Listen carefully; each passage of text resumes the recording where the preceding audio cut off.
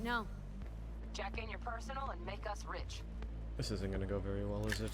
If you could put your consciousness to a biochip long after your body is already physically withered away, would you still do it? Does your consciousness truly transfer over? Will you experience death during the transfer or after?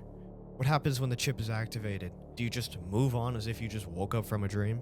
Well, as I see it, the Relic 2.0 plans to deliver on all of these promises, and honestly, it did. However, the cost to your sanity and the philosophical questions of whether or not it's still technically you do need to be answered. However, that is not the case for this video. How much do you think this would cost to make, and how much do you think it would be sold for? Well, I intend to answer that question.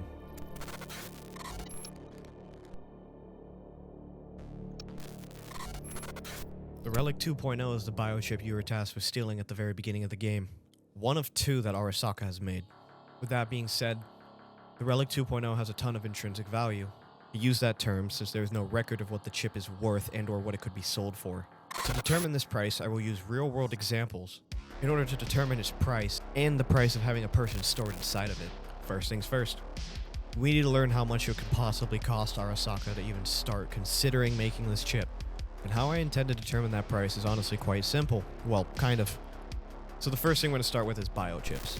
Biochips are a real-life thing that we actually have today, although they don't work anything like they do in the game. Biochips of today are used as a real-life status page that scientists can use to determine what is going on with a living organism, human or non-human. How much do you think this is worth, you might ask? Well, if you do a little bit of research, you find out it's worth 1 cent. It's a wonderful start. It costs about 1 cent to make one of these. Nice. So why does this matter? When calculating the cost of something in a video game, the only real way you can get an accurate representation of its value is by comparing it to real-life counterparts. But the more I decided to go down this route, the more I just realized there's a lot of things I just don't know.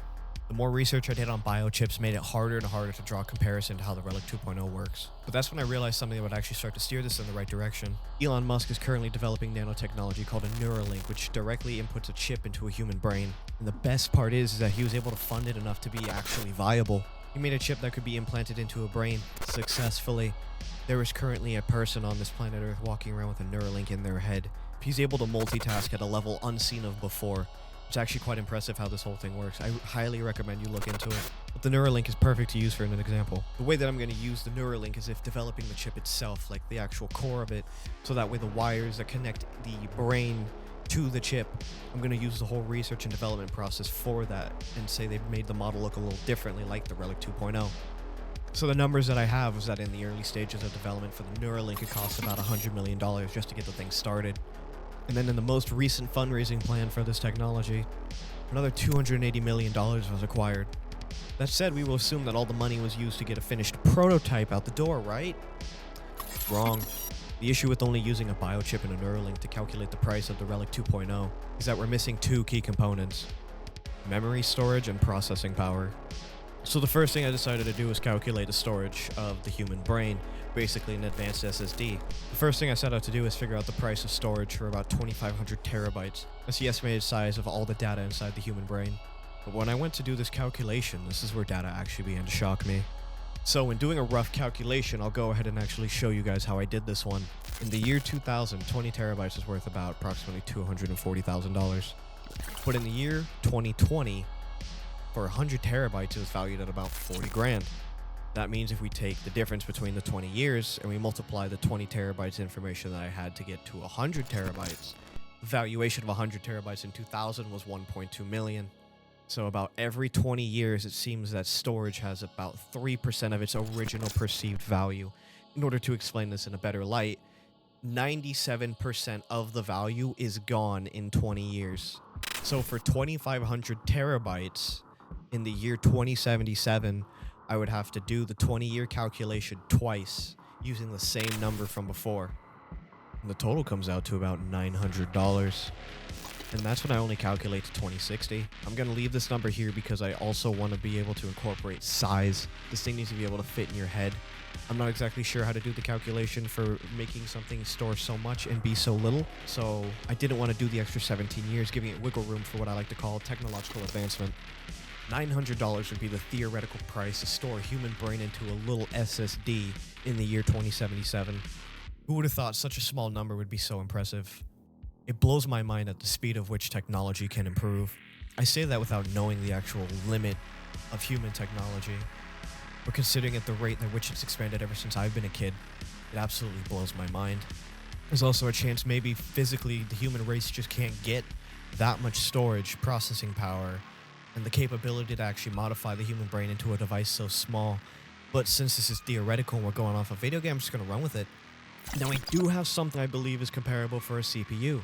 And this CPU is called the Xeon 8280L, which has a market price value of 15 grand. Now, this would not include the actual cost of developing a top-tier CPU, but when I decided to try to calculate it in order to be consistent, I realized something.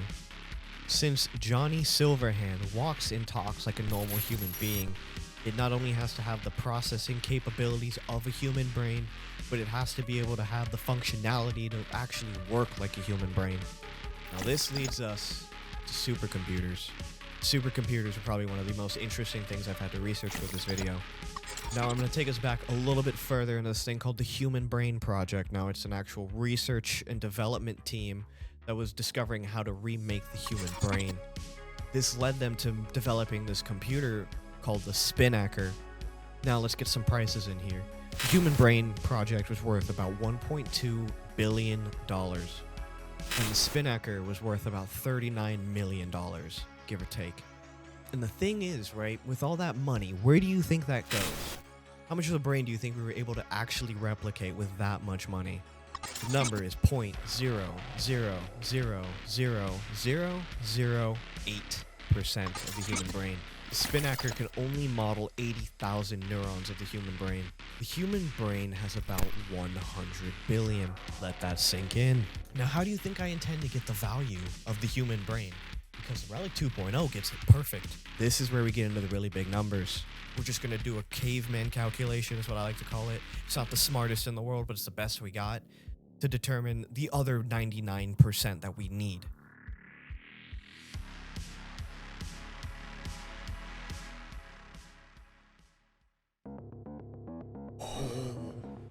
The value of the human brain is 48 trillion, 870 billion, 273 million, 262,500. What in the world did we get ourselves into? Why did we think this was a good idea to steal? And the fact that we even made it out alive in the game is impressive. We've killed so many more people for so less money.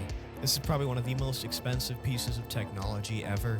And now I believe I finally have all the information I need in order to get a full price value of the Relic 2.0. So if we do the calculation for everything I believe we need, this is going to be the price as follows. The biochip is the thing that's going to scan and read the brain. It's about 1 cent. The Neuralink is going to be the connection between the brain to the device. It's about $380 million of research and development, considering that Elon Musk already had a made project. I would say it would take roughly about that size to get something going around 2077. Storage space would only be about $900 around that time. And that was an easier calculation to do because I have enough data to work with, especially since it's a new technology. The Human Brain Project, which is the research that was needed to figure out how to even come close to simulating the human brain, is $1.2 billion. The Spinnaker, $39,096,218.61, which got us about an absolute fraction of a percentage of the brain.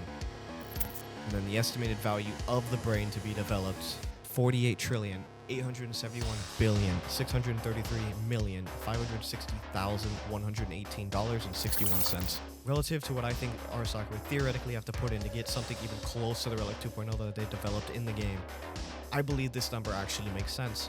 When we think about the massive inflation rate that Cyberpunk 2077 actually is dealing with, it becomes very clear. We have an extremely high class and an extremely low class and nothing in between. This means that all the money's at the top and they can spend it however they please, and people at the bottom will take whatever they can get to claw anywhere near them. But also keep in mind that this money is more than the US national debt. One of the richest men in the world, Elon Musk, who I use in this example, his net worth is only $258.7 billion. That's a fraction of the price of this thing. Hello, Editing Zexus here. Some of you may realize I forgot to mention one big part of the Relic 2.0. Its ability to bring someone back to life. Since that is way beyond what I think I am capable of determining, I am leaving that out of the video. If this video gets enough comments about wanting that value revealed, I will do another video on calculating just that, to the best of my ability. Keep in mind that all these numbers are only using today's technology. And here's the date of the video right here, so that way you can completely understand where these numbers are coming from if you're viewing this a couple years in the future. So if I knew how to determine the exact valuation of this thing, I would essentially be God. And with that being said, I'm finally satisfied with my calculations in its entirety. Replicating the human brain is no easy task, but coming up with the value of what to do it actually makes sense. Considering we've already been able to do some absolutely amazing things for real monetary value, I believe that developing this thing is only a matter of time, money, and resources. $48 trillion in the next 50 years to develop something like this, I believe, is one of the more accurate representations I got. Please let me know in the comments if you agree with me or not. This is something I worked pretty hard on, and I'm pretty happy with. But those that believe they are smart most of the time are doomed to fail, so please prove me wrong. Nothing's worse than a Dunning-Kruger effect. Don't forget, if you made it this far in the video, please, a like goes a long way. And I'd absolutely love if you shared it with your friends. Don't forget, a subscription would also help me out. Considering this is a very research-heavy topic, and I tried to make it one, I would like to know that the people that are watching this video are interested in seeing other things calculated. Please do hit that subscribe button. It would honestly mean a ton to me. I am just getting started, as you can tell, and I really just need to know if this is worth it. I will make sure I have links to all articles I used and every piece of information that I researched, just so that way you could double check and make sure that my numbers were correct. Thank you for watching, honestly. And see you later.